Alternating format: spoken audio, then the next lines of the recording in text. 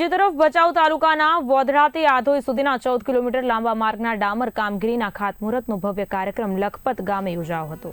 આ માર્ગના વિકાસ માટે કુલ 4.90 કરોડના ખર્ચે ડામર કામ હાથ ધરાયું।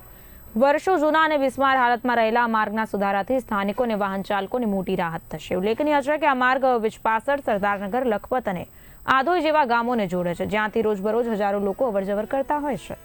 લાંબા સમયથી માર્ગની ખરાબ સ્થિતિને કારણે લોકોને ભારે મુશ્કેલીઓનો સામનો કરવો પડતો હતો। હવે ડામર માર્ગ બનવાથી આરોગ્ય સેવા, શિક્ષણ અને રોજગાર માટેની પહોંચ વધુ સરળ બનશે।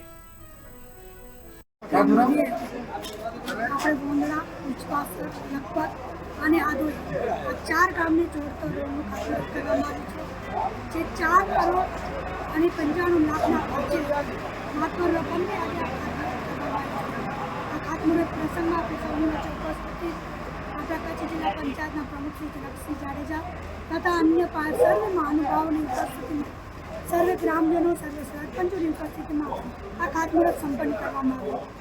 આજે સવારથી ભચાઉ તાલુકામાં સવારે ચિરેથી પસુડા, પછી ભચાઉ તાલુકાના દરેક ગ્રામજનોને આપણે એક્ટિવિટી આયોજનના વર્કઓર્ડરનું કામ, પછી નેર ગામમાંથી પાંદડી, નેર, કડોલ, એકરોડ અને એકરોડ કુંભાડીથી અમરસર એનું આપણે ખાતમુહૂર્ત કર્યું। અને અત્યારે આ ચોથું જે મેં આપને કહ્યું એ મુજબ વોંદરા, વિજપાસર, લખપત અને આધોઈ આવી રીતે ટોટલ આખા દિવસ દરમિયાન ભચાઉ તાલુકામાં 15 કરોડ અને 37 લાખના માર્ગ પર રકમથી વિકાસના કામોની ખાતમુહૂર્તનો પ્રસંગ આજે યોજાયો હતો। સર્વે ગ્રામજનો દરેક વિવિધ સ્થળે ખૂબ ઉત્સાહ સાથે આમાં જોડાયા અને આ વિકાસની ગતિ અવિરતપણે ચાલતી રહેશે એવા વિશ્વાસ સાથે ગ્રામજનોને શુભકામનાઓ।